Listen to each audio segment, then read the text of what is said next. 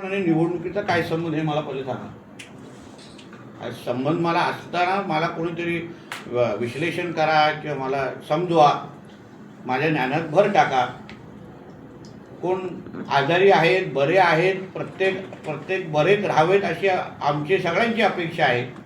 फक्त मुद्दा माझा एवढंच आहे की जे प्रश्नाचं मी म्हणून उत्तर दिलेलं आहे, श्रद्धाताईंच्या उमेदवारीला राजघराण्याने केलेलं आमच्या सावंतवाडीमध्ये जे काही योगदान दिलेलं आहे, आमच्या लखमराजेजींनी जे पत्रकार परिषद घेतली त्याच्यामध्ये त्यांनी स्पष्ट आपली भूमिका राजघराण्याचे एक सदस्य म्हणून केलेली आहे.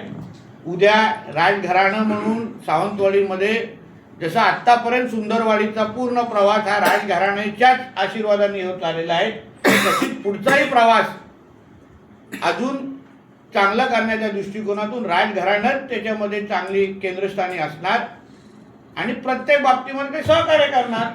आता ह्यावर आदरणीय दीपक केसरकरजींनी सांगावं की राजघराणे जे बोलत आहे त्याला मला पाठिंबा नाही.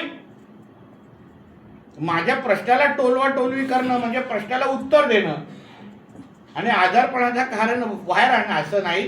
केसरकरजी बरे व्हावेत, असे अतिशय ठणठणीत व्हावे अशी आमची सगळ्यांची अपेक्षा आहे आणि होतीलच.